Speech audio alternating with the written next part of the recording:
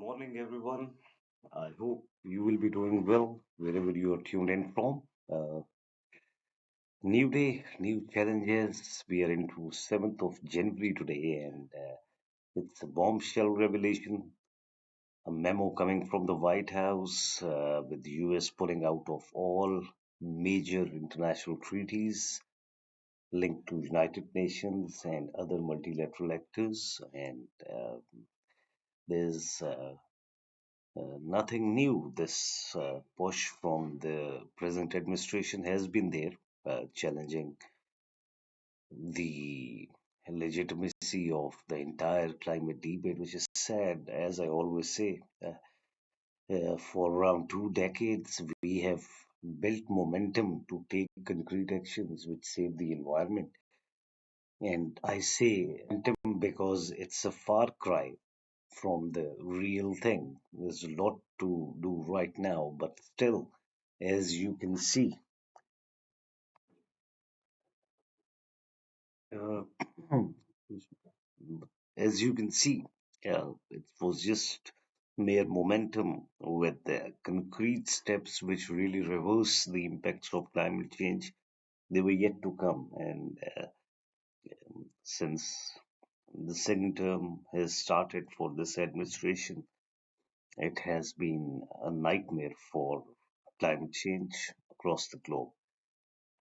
So this morning we have in front of us, uh, it's basically from the President Office, White House, and it's a memorandum which states that the U.S. is withdrawing from all its uh, international treaties, conventions, those linked to the United Nations as well as the others. So we skip the formal part, although just to give you an idea, it states that the Secretary of State and US team at the UN was chartered to do a thorough review of all the treaties that it is part of. And what is interesting about this debate is that this international cooperation has been linked to national interest. So that's an explanation in itself that for from the collective good, the global common, like the environment we have, which is shared by all, the national interest take precedence. Now that's a very very sad state, and we start with the withdrawal of those organizations from those organizations which are not directly linked to UN.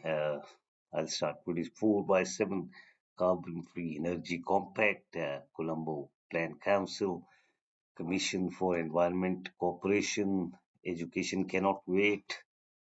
Uh, I think that this one was, which was started for the Nigerians, specifically after a lot of schools were attacked, and I did come across them. This the European Centre for Excellence for Countering Hybrid Threats, Forum for the European National Highway Research Labs, Freedom Online Coalition, Global Community Engagement and Resilience Fund, Global Counterterrorism Forum, Global Forum on Cyber Expertise, Global Forum on Migration and Development, Inter-American Institute for Global Change Research, Intergovernmental Forum on Mining, Minerals, Metals and Sustainable Development, Intergovernmental Panel on Climate Change, Intergovernmental Science Policy Platform on Biodiversity and Ecosystem Services, International Center for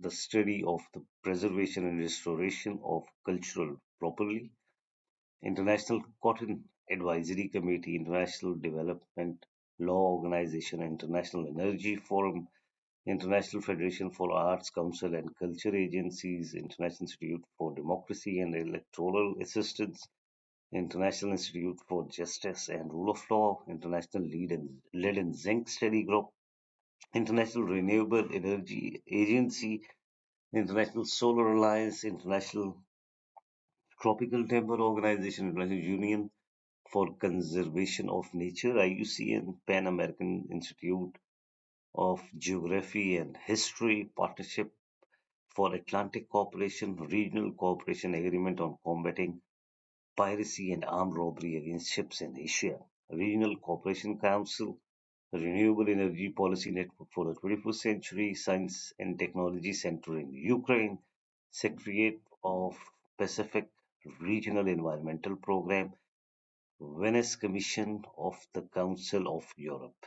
Now we move to the UN organization, Department of Economic and Social Affairs, ECOSOC, and its various chapter, International Law Commission, International Residual Mechanism for Criminal Tribunals, International Trade Center, Office of the Special Advisor on Africa, Office of the Special Representative of the Secretary General for Children in Armed Conflict, Office of the Special Representative of Secretary General on Sexual Violence and Conflict, Office of Special Representative Secretary General on Violence Against Children, Peace Building Commission, Peace Building Fund, Permanent Forum on People of African Descent, UN Alliance of Civilizations, UN Collaborative Program on Reducing Emission from Deforestation and Forest Degradation in Developing Countries, UN Conference on Trade and Development, UN Democracy Fund, UN Energy, UN Entity for Gender Equity and the Empowerment of Women,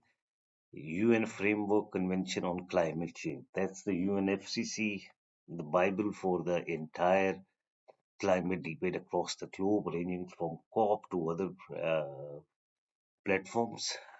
UN Human Settlements Program, UN Institute of Training and Research for Training and Research, UN Oceans, UN Population Fund, UN Register for of Conventional Arms, UN System Chief Executive Board of Coordination, UN System Staff College, UN Water, UN University. So, and we have seen some very interesting uh, reaction from within US, and I'll go with by Gina McCarthy, who is one of the top climate advisor, was a top climate advisor to Joe Biden's White House. This is a short-sighted, embarrassing, and foolish decision. As the only country in the world not a part of the UNFCC treaty, the Trump administration is throwing away decades of US climate leadership and global collaboration. This administration is forfeiting our country's ability to influence trillions of dollars in investment policies and decisions that would have advanced our economy and protected us from costly disaster wreaking havoc on our country. That's the core argument, that this momentum is being absolutely hijacked. And there's some other comments as well. And this is former President nominee and Vice President Al Gore. Uh, the Trump administration has been turning its back on the climate crisis since day one, removing the United States from the Paris Agreement, dismantling America's scientific infrastructure, curbing access to greenhouse gas emission data, and ending essential investment in the clean energy. And they have done at the behest of the oil industry so that billionaires can rake in even more money while polluting our planet and endangering people in America and around the world. Uh, that's it for this subject, although its implication, uh, its shockwave will be felt for a long time. It's a very, very grave situation.